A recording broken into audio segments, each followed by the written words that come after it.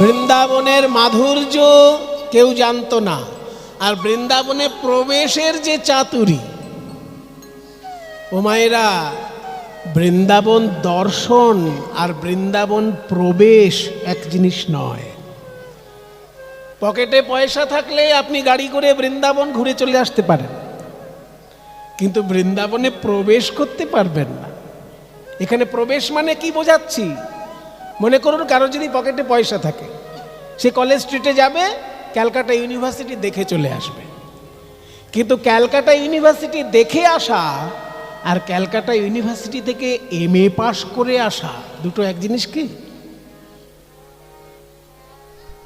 যে ক্যালকাটা ইউনিভার্সিটিতে পড়বে, ইংরেজি অনার্স, ইংরেজি MA, সংস্কৃত MA, এগুলো যদি কেউ পাশ করে আসতে চায় কলকাতা বিশ্ববিদ্যালয় থেকে, আর যে একবার কলেজ স্ট্রিটে ঘুরতে গিয়ে দেখে এলো, এই দুটো জিনিস কি এক? কাজেই ইউনিভার্সিটি দেখে আসা আর ইউনিভার্সিটিতে পাশ করে আসা যেমন এক জিনিস নয়, ঠিক তেমনি বৃন্দাবন দর্শন করে আসা আর বৃন্দাবনে প্রবেশ এক জিনিস নয়। বৃন্দাবনে প্রবেশ বলতে কি বোঝায়? না গোপী ভাবে ডুবে গিয়ে রাধা গোবিন্দের সেবা, নিজেকে গোপী চিন্তা করে, নিজেকে বৃন্দাবনের একটি কিশোরী গোপী ভেবে রাধা গোবিন্দের যে সেবা, সেটা হলো বৃন্দাবনে প্রবেশ। তার কৌশলটা কি কেউ জানতো না, মহাপ্রভুর জন্য লোকে জানতে পারল। মহাপ্রভুর এই রূপ সনাতন এনাদেরকে জানিয়েছেন, আর এনারা গ্রন্থের মধ্যে লিখে রেখেছেন। মধুর বৃন্দা বিপিন মাধুরী, মধুর বৃন্দা বিপিন মাধুরী, মধুর বৃন্দা বিপিন মাধুরী, প্রবেশ চাতুরী আর বড় যুবতী ভাবের ভকতি, বড় যুবতী ভাবের ভকতি, জানার শকতি হইত কার, শকতি হইত কার। বড় যুবতী ভাবের ভকতি, জানার শকতি হইত কার, শকতি হইত কার। রাধারানী সম্পর্কে কেউ জানতো না, বৃন্দাবনের মাধুর্য সম্পর্কে কেউ জানতো না, সব মহাপ্রভু জানালেন। তাই বলি ভাই, গাও গাও পুনঃ গৌরাঙ্গের গুণ, তোমরা গাও গাও পুনঃ গৌরাঙ্গের গুণ, গাও গাও পুনঃ, তোমরা গাও, তোমরা গাও, তোমরা গাও, তোমরা গাও, তোমরা গাও, তোমরা গাও, তোমরা গাও, তোমরা গাও, তোমরা গাও, তোমরা গাও, তোমরা গাও, তোমরা গাও, তোমরা গাও, তোমরা গাও, গাও পুনঃ গৌরাঙ্গের গুণ, গাও গাও পুনঃ, গাও গাও গাও পুনঃ গৌরাঙ্গের গুণ, গাও গাও পুনঃ গৌরাঙ্গের গুণ, গাও গাও পুনঃ, পুনঃ মানে বারবার, বারবার গাও গৌরাঙ্গের গুণ। তবে গৌরাঙ্গ মহাপ্রভুর গুণ গাইতে গেলে একটা শর্ত আছে, সরল করিয়া মন,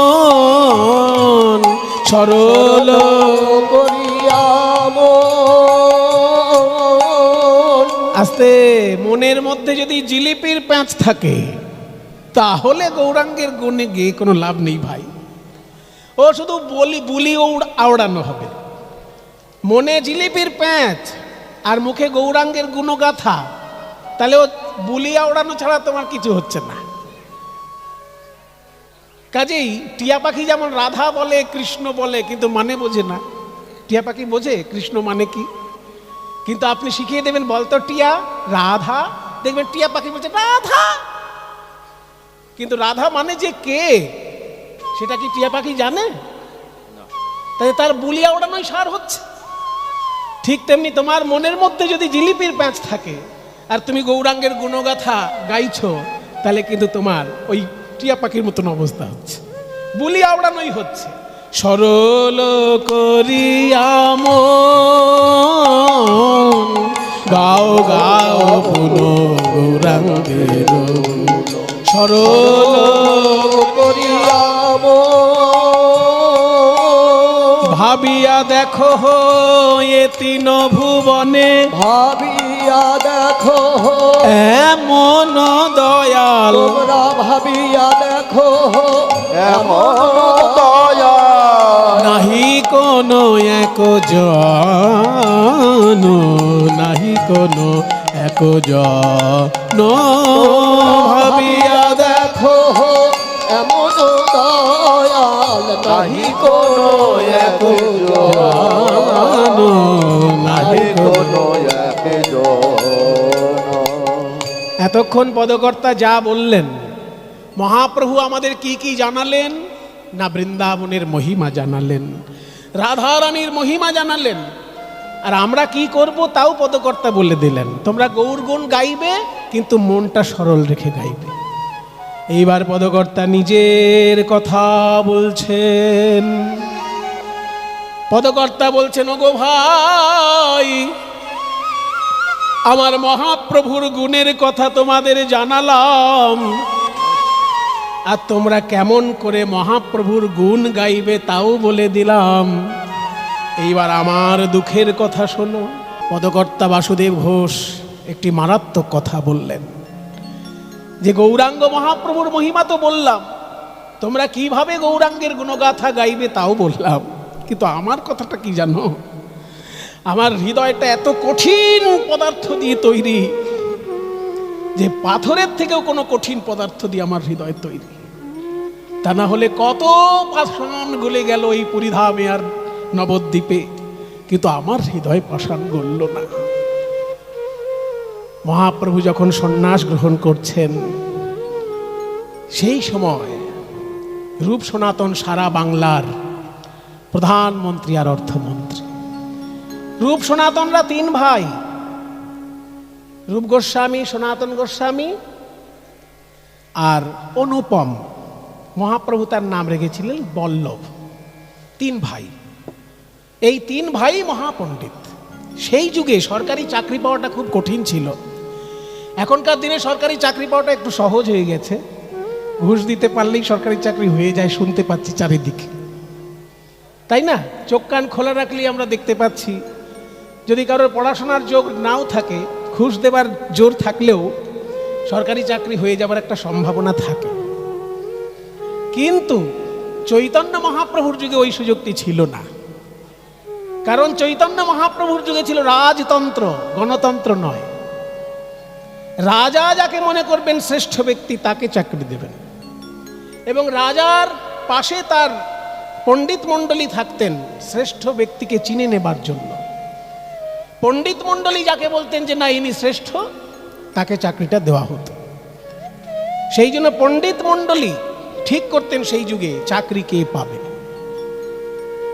সারা বাংলার রাজা তখন আলাউদ্দিন হোসেন শাহ, এবং তিনি যেহেতু বাঙালি নন, তারা তো সব বিদেশের, ইরান তুরান ওই সব দেশের লোক।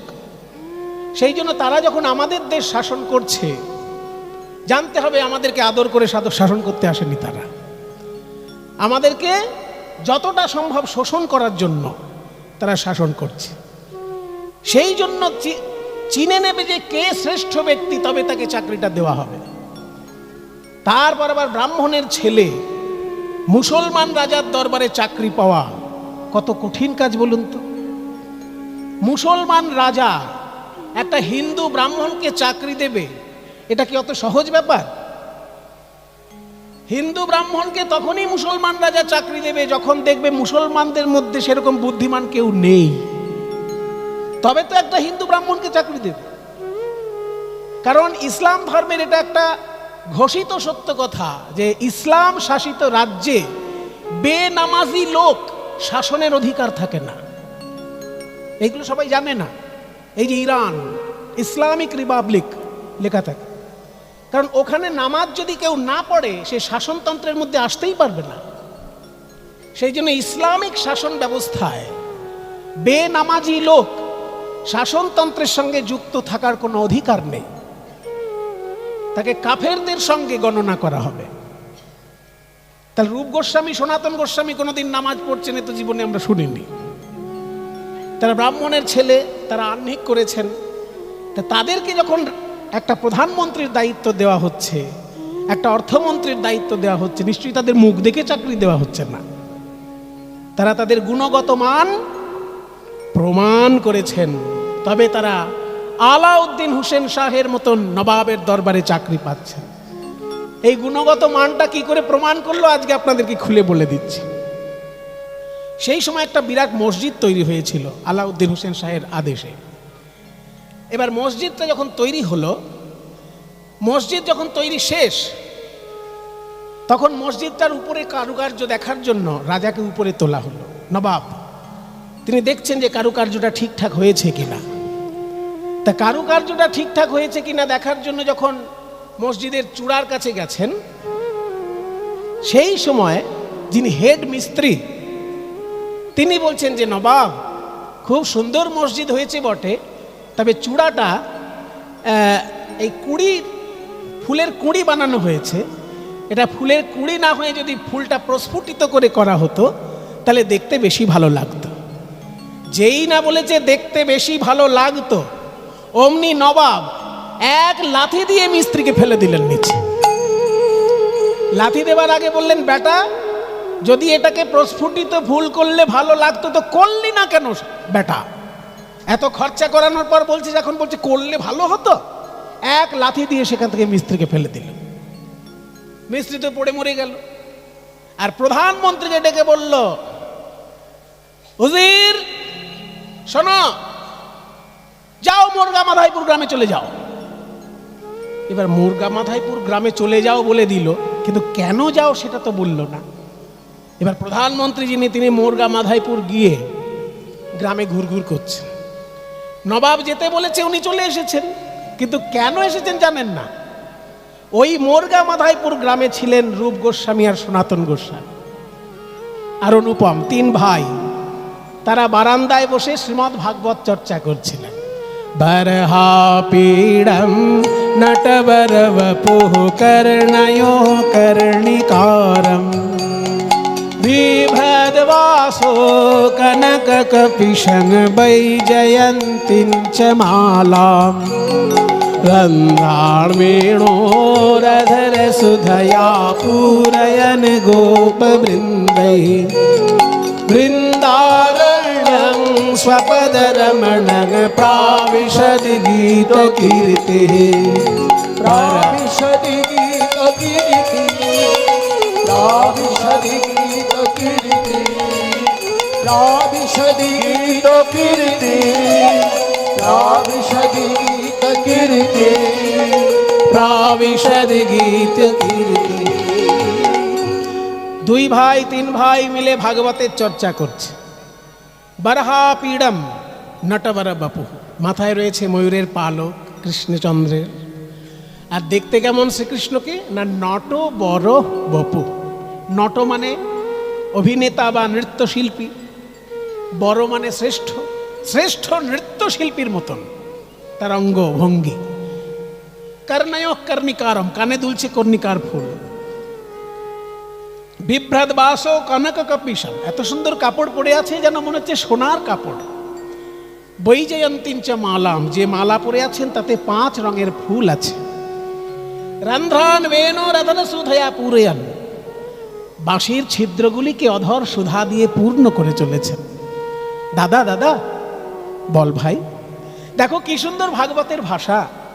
আমরা হলে বলতাম কি, বাঁশির ছিদ্রতে ফুঁক দিলেন গোবিন্দ। কিন্তু ভাগবত কি বলছে, বাঁশির ছিদ্রগুলিকে অধর সুধা দিয়ে পূর্ণ করে দিচ্ছে। এই তো ভাগবতের মাধুর্য। আমরা হলে বলতাম বাঁশির ফুটোতে কৃষ্ণ ফু দিচ্ছে, কিন্তু ভাগবত বলছে বাঁশির ছিদ্রতে গোবিন্দ আমার অধরের সুধা দিয়ে পূর্ণ করে দিচ্ছে। এর তত্ত্বটা কি? তত্ত্ব হলো যে যদি কারোর জীবনটা ভগবানের চরণে সঁপে দেয়, তার জীবনে যদি ছিদ্র থাকে, ত্রুটিপূর্ণ জীবন যদি থাকে, গোবিন্দকে সঁপে দিলে তিনি অধরের সুধা দিয়ে পূর্ণ করে দেবেন, অমৃত দিয়ে পূর্ণ করে দেবেন আপনার ত্রুটিপূর্ণ জীবনটাকে। এইরকম যখন ভাগবতের শ্লোক বিশ্লেষণ করছে, দেখছে প্রধানমন্ত্রী সামনে দিয়ে যাতায়াত করছে। ও মন্ত্রী মশাই, আসসালামু আলাইকুম। হ্যাঁ, ওয়ালাইকুম সালাম। আপনি এরকম রাস্তার সামনে দিয়ে যাতায়াত করছেন কেন? পণ্ডিত, ও অং বং চং শ্লোক পাঠ করছো, ওইসবই করো, তোমাদের অত জানার দরকার নেই আমি কেন রাস্তা দিয়ে ঘুরঘুর করছি। বলে না না, বলুন না পণ্ডিত মশাই, বলুন না মন্ত্রী মশাই, আপনি আমাদের দেশের প্রধানমন্ত্রী, আপনার চিন্তা হলে তো আমাদের খারাপ লাগে। আমরা দেখছি বারান্দার সামনে দিয়ে আপনি বারবার যাতায়াত করছেন কেন? প্রধানমন্ত্রী বললেন, শোনো পণ্ডিত, শোনো পণ্ডিত, বিরাট এক মসজিদ তৈরি হচ্ছে আলাউদ্দিন হোসেন শাহের আদেশে। তো সেই মসজিদে একটা চূড়াটায় কুঁড়ি তৈরি করা হয়েছে। তো নবাব যখন দেখতে গেলেন, তাকে হঠাৎ মিস্ত্রি বলে ফেললো যে কুঁড়ি না হয়ে এটা ফুল হলে খুব ভালো হতো। তখন নবাব তাকে ধাক্কা দিয়ে ফেলে দিয়ে বললেন, বেটা ভালো যদি হতো তো করলি না কেন? এবার সেই মিস্ত্রি তো মারা গেছে ওনার লাথি খেয়ে, কিন্তু আমার হয়েছে জ্বালাতন। আমাকে উনি পাঠিয়ে বললেন যে মোরগা মাধাইপুরে গ্রামে চলে যাও। তা গ্রামে চলে যাও, কিন্তু কেন চলে যাও সেটা আর আমাকে বলেননি। রাধারানীর মহিমা জগতে কে জানাতো যদি না আসতেন চৈতন্য মহাপ্রভু এবং তার পার্ষদগণ? কে জানাতো রাধারানীর মহিমা? মধুর বৃন্দা বিপিন মাধুরী, বৃন্দাবনের মাধুরীই বা কে জানাতো? এই যে মধুর বৃন্দা বিপিন মানে মধুর বৃন্দাবন, তার মাধুরী, মাধুর্য। যেহেতু বৃন্দাবনের মাধুর্যের কথা বলছি, ওই জন্য যে সুরটা গাইছি, এই রাগটির নাম বৃন্দাবনী সারং। রাগটি যে সুরটা চলছে, এই সুরটার নামও কিন্তু, রাগটার নামও বৃন্দাবনী সারং। মধুর বৃন্দা বিপিন মাধুরী, মধুর বৃন্দা বিপিন মাধুরী। পা মা পা মারে রে মা মারে সারে সারে নিসা নিসা রে মারে সা নিসা নিসা রে মা মা মা মা মারে সারে নিসা নিসা রে মা মারে রে মা পা নি নি মা পা নি নি নি নি মা পা নিসা রে সারে রে মা সারে নিসা মারে জানি সা মারে জানি সা রে সারে জানি সা সা নি নি বাবা রে সা নি নি বাবা মামা রে সারে রে সা। মধুর বৃন্দা বিপিন বৃন্দাবন বিপিন মাধুরী, মধুর বৃন্দা বিপিন মাধুরী। তাতে প্রবেশ চাতুরিষা, বিপিন মাধুরী, প্রবেশ চাতুরিষা। আমি গৌরাঙ্গ বলিয়া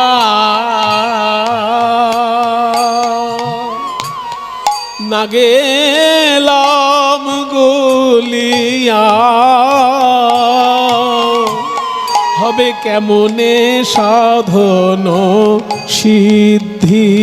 আমি গৌরাঙ্গ বলিয়া নাগে নগলিয়া, কেমন সাধন সে? আমি গৌরাঙ্গ বলিয়া নাগে নগলিয়া, হবে কেমনে সাধন সিদ্ধি? আমি গৌরাঙ্গ বলিয়া না গেলাম গলিয়া, হবে কেমন সাধন সিদ্ধি? বাসু ঘোষ হিয়া পাষাণ দিয়া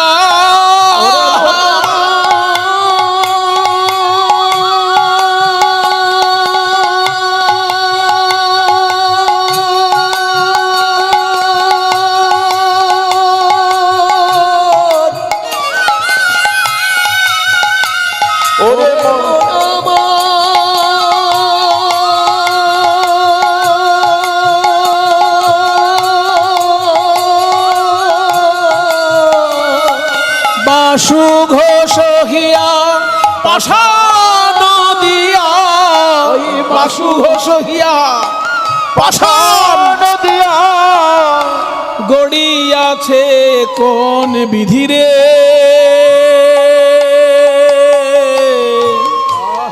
হৃদয় আমার পাষাণ দিয়া গড়িয়াছে কোন বিধি।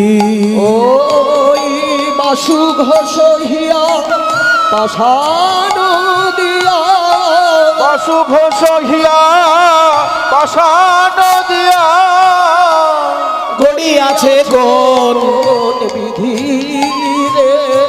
না না না না, পাষাণ নয়, পাষাণ নয়। পাষাণের থেকেও কোনো কঠিন পদার্থ থাকলে তাই দিয়ে বোধহয় আমার হৃদয়টা তৈরি, জানো ভাই। নইলে পাষাণ হলে গলে যেত, পাষাণ হলে গলে যেত।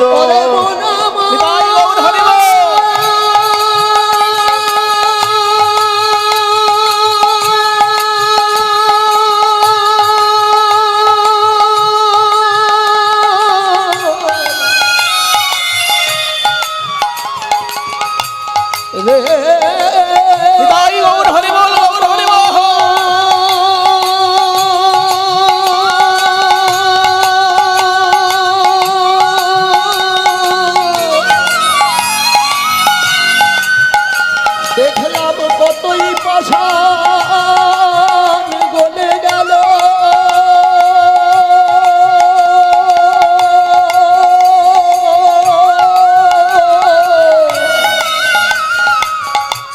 ওই নবদ্বীপার নীলাচলে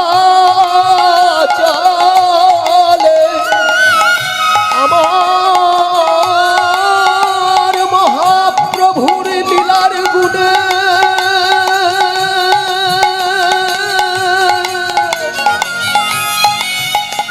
কত কঠিন পাষাণ দ্রবীভূত হলো।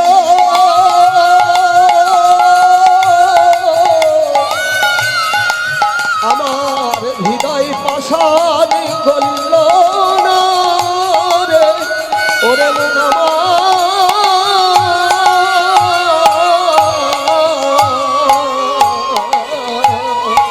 বাসু ঘোষ হিয়া পাষাণ দিয়া, বাসু ঘোষ হিয়া পাষাণ দিয়া গড়িয়াছে কোন বিধিরে,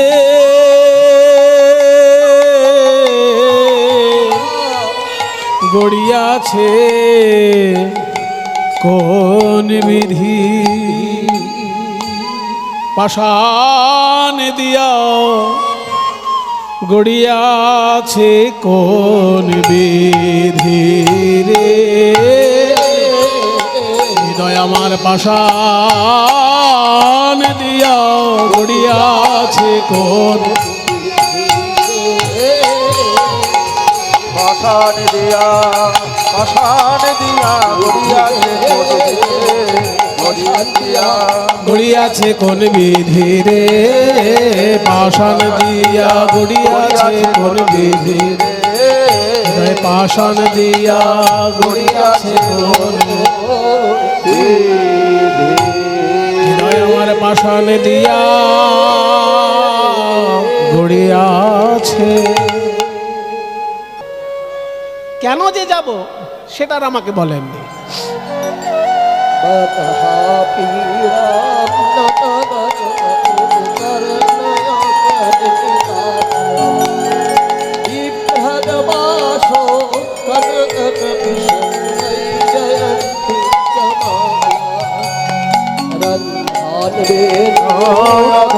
সুধয়া পুরয়ন গোপবিন্দয়ে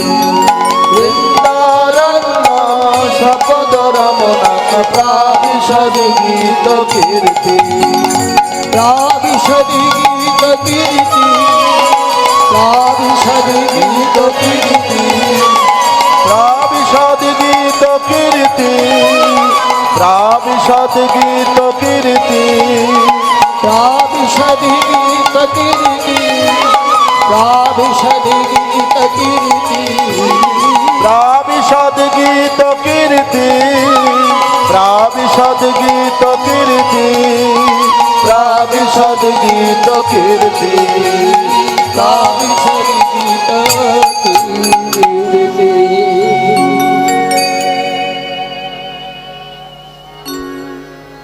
জয় নিতাই। এনারা যে উপহার রাধা কৃষ্ণের শ্রীবিগ্রহ যা দান করলেন, ওনারা বৃন্দাবনের একজন বিশেষ মহারাজের আশ্রিত। আমি তার চরণে প্রণাম জানাই। ওনাদের এই উপহার সেই বৃন্দাবন রাধাকুণ্ডের মহারাজের আশীর্বাদ স্বরূপ আমি মনে করছি। নিতাই গৌর প্রাণ কৃষ্ণ বাবা। প্রাণকৃষ্ণ দাস মহারাজ রাধাকুণ্ড, 113 বছর বয়স ওনার। 6 গোস্বামী গুরু পরম্পরা উনি। কাজেই এই আশীর্বাদ আমি ওনার আশীর্বাদ বলেই মনে করছি। উনি আমার প্রণাম গ্রহণ করুন। জয় গুরু। ও মন্ত্রী মশাই, তাহলে নবাব আপনাকে পাঠিয়েছে মোরগা মাধাইপুর গ্রামে, কিন্তু কেন পাঠিয়েছে সেটা বলেননি, তাই তো?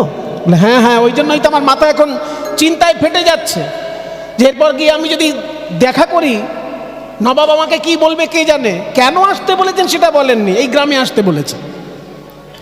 তখন সনাতন বলছেন, শুনুন, নবাব যখন আপনাকে এই গ্রামে পাঠিয়েছে, আপনি এক কাজ করুন, এই গ্রামের সব থেকে বড় রাজমিস্ত্রি যিনি, তাকে সঙ্গে নিয়ে যান। হ্যাঁ হ্যাঁ, রাজমিস্ত্রিকে ধাক্কা দিয়ে ফেলে দিয়েছেন। রাজমিস্ত্রি বলেছে যে এটা কুড়ি না হয়ে ফুল হলে ভালো হতো, সেই জন্যই তো ধাক্কা দিয়ে ফেলে দিয়েছেন। তাহলে একটা নতুন রাজমিস্ত্রি নিয়ে যান, যেটা ওইটাকে ফুলে পরিণত করবে। যান, আপনাকে আর চিন্তা করতে হবে না। এই পণ্ডিত, যদি নবাব আমাকে দেখে, রাজমিস্ত্রি দেখে যদি রেগে যায়, তাহলে কিন্তু তোমাকে সারা জীবন জেলখানায় পৌঁছতে হবে। ঠিক আছে ঠিক আছে। আমার মতন একটা সাধারণ নাগরিক, তার জীবন চলে গেলে কি হয়, কিন্তু আপনি যেভাবে চিন্তা করছেন দেশের জন্য, আপনার চিন্তা দেখে আমার চিন্তা হচ্ছে। যা দোষ হবে আমার হবে। আপনি একজন রাজমিস্ত্রি নিয়ে যান, আপনি আমার কথা বলবেন, যদি নবাব শাস্তি দেন আমি গিয়ে সেই শাস্তি মাথা পেতে নেব। ঠিক আছে পণ্ডিত, এই পণ্ডিতের নাম ঠিকানা লিখে রাখ। হ্যাঁ লিখে রেখেছো? চলো। এক প্রধান বড় রাজমিস্ত্রি সঙ্গে নিয়ে নবাবের দরবারে হাজির হলেন সেই পুরনো প্রধানমন্ত্রী। নবাব বলছে, হুজুর তুমি মোরগা মাথায়পুরে গিয়েছিলে, ফিরে এলে? জি হুজুর। আচ্ছা, সঙ্গে কাকে এনেছো? ওই মোরগা মাথায়পুরের ওইখানে সব থেকে বড় একজন রাজমিস্ত্রি, ওনাকে ধরে এনেছে। কে আনতে বলেছে তোমাকে রাজমিস্ত্রি? আমি না আমি না আমি না আমি না আমি আনিনি আমি আনিনি, ওইখানকার এক পণ্ডিত পাঠিয়েছে। পণ্ডিত পাঠিয়েছে? হ্যাঁ হ্যাঁ হ্যাঁ, পণ্ডিতের নাম ঠিকানা লিখে এনেছি হুজুর। ঠিক আছে, ওই পণ্ডিতকে সসম্মানে হাতির পিঠে চাপিয়ে আমার কাছে নিয়ে এসো। এই হচ্ছে চাকরি পাওয়ার ইতিহাস রূপ সনাতনের। ওই পণ্ডিতকে হাতির পিঠে চাপিয়ে আমার রাজদরবারে নিয়ে এসো, কারণ তুমি আমার প্রধানমন্ত্রী। আমি তোমাকে বললাম মোরগা মাধাইপুর চলে যাও, কিন্তু কেন যাও সেটা আমি মুখে বলিনি, আর তুমি ওই গ্রামে গিয়ে ঘুরঘুর করছো। অথচ ওই গ্রামে এমন বুদ্ধিমান পণ্ডিত আছে যিনি আমার মনের কথা বুঝতে পেরে তোমাকে বলেছেন রাজমিস্ত্রি সঙ্গে নিয়ে যান। কাজেই আমার মুখের কথা না জেনে আমার মনের কথা যে বুঝতে পারবে, সেই তো আমার প্রধানমন্ত্রী হবার উপযুক্ত মানুষ। সে হিন্দু না ব্রাহ্মণ না মুসলমান আমি দেখব না। আমার দেশের কল্যাণের জন্য আমার মনের কথা যে না বলতেই বুঝে যায়, সেই হবে আমার প্রধানমন্ত্রী। তাই সেদিন থেকে সনাতন গোস্বামী হলেন সারা বাংলার প্রধানমন্ত্রী। আর তার পরিবারটাকে এতই ভালো লেগে গেল আলাউদ্দিন হোসেন শাহের, যে তার ভাই, মেজ ভাই রূপ গোস্বামীকে করে দিলেন অর্থমন্ত্রী, আর ছোট ভাই অনুপমকে করে দিলেন সচিব। এই তিনটে বিভাগ তিনজনকে দিয়ে তারা রাজকর্মচারী হয়ে গেল সেদিন থেকে। সারা বাংলার প্রধানমন্ত্রী সনাতন, সারা বাংলার অর্থমন্ত্রী রূপ গোস্বামী, আর সচিব মহাশয় হচ্ছেন অনুপম। এই তিন ভাই নবাবের সেবা করেন, কিন্তু তারা তলে তলে খবর পেয়েছেন যে নবদ্বীপে নাকি একটা ছেলে জন্ম নিয়েছে, তার নাম নিমাই পণ্ডিত। সে নাকি অনেক সমাজ সংস্কারের কাজ করেছে এবং অবশেষে সে নাকি সন্ন্যাসী হয়ে পুরীধামে চলে গেছে। তাই সনাতন আর রূপের মনে খুব দুঃখ যে নিমাই পণ্ডিতকে আমরা সরাসরি দেখতে পেলাম না। রাজকর্মচারী হয়ে, প্রধানমন্ত্রী হয়ে, অর্থমন্ত্রী হয়ে বাস করছি, কোনোদিন কি তাকে দেখতে পাবো না? কোনোদিন কি তিনি আমাদেরকে দেখা দেবেন না? এই চিন্তা করে তিন ভাই আলাউদ্দিন হোসেন শাহের রাজকর্মচারী হয়ে, প্রধানমন্ত্রী, অর্থমন্ত্রী হয়ে দেশের সেবা করছেন। আর মহাপ্রভু সন্ন্যাস নিয়ে যখন দ্বিতীয়বার এলেন বাংলায়, সেই সময় তিনি বৃন্দাবন যাবার ইচ্ছা প্রকাশ করলেন। আর এই বৃন্দাবন যাবার সময় তিনি নবদ্বীপ থেকে সোজা একদম ঝাড়খণ্ড হয়ে বৃন্দাবন যাবেন ভেবেছিলেন, মানে মালদা হয়ে ওই দিক থেকে বিহারের উপর দিয়ে বৃন্দাবন যাবেন ভেবেছিলেন। তা মালদা হয়ে যখন বৃন্দাবন যাবেন ভেবেছেন, সেই সময় মালদায় মহাপ্রভু রূপ সনাতনকে দেখা দিয়েছিলেন। এখনকার দিনে যেটা মালদা, তখনকার দিনে বলা হতো গৌড়, গয়ৌগার ডয় শূন্যড় গৌড়। আর এই গৌড়ই ছিল তখনকার দিনের রাজধানী। বর্তমানে যেমন বাংলার দুটো রাজধানী, একটা হচ্ছে কলকাতা আর একটা হচ্ছে ঢাকা। তখনকার দিনে গোটা বাংলার রাজধানী একটাই ছিল, সেটা হচ্ছে গৌড়, যাকে আমরা মালদা বলে জানি। সেই গৌড়ে তখন রাজবাড়ি এবং প্রধানমন্ত্রী সনাতন, অর্থমন্ত্রী রূপ গোস্বামী, মহাপ্রভু চলেছেন সেই গৌড় হয়ে বৃন্দাবন যাবেন বলে। কৃষ্ণ কেশব কৃষ্ণ কেশব কৃষ্ণ কেশব পাহি মাম, রাম রাঘব রাম রাঘব রাম রাঘব রক্ষ মাম। কৃষ্ণ কেশব কৃষ্ণ কেশব কৃষ্ণ কেশব পাহি মাম, রাম রাঘব রাম রাঘব রাম রাঘব রক্ষ মাম। কৃষ্ণ কেশব কৃষ্ণ কেশব কৃষ্ণ কেশব পাহি মাম, কেশব কৃষ্ণ কেশব কৃষ্ণ কেশব পাহি মাম, রাম রাঘব রাম রাঘব রাম রাঘব রক্ষ মাম। কেশব কৃষ্ণ কেশব কৃষ্ণ কেশব পাহি মাম, রাম রাঘব রাম রাঘব রাম রাঘব রক্ষ মাম। রাম রাঘব রক্ষ মাম,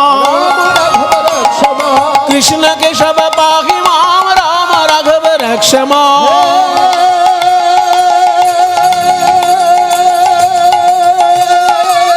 কৃষ্ণ করুণা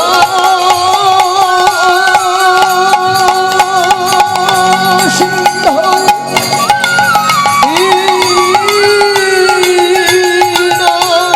দীনবন্ধু জগৎপতে গোপেশ গোপিকাকান্ত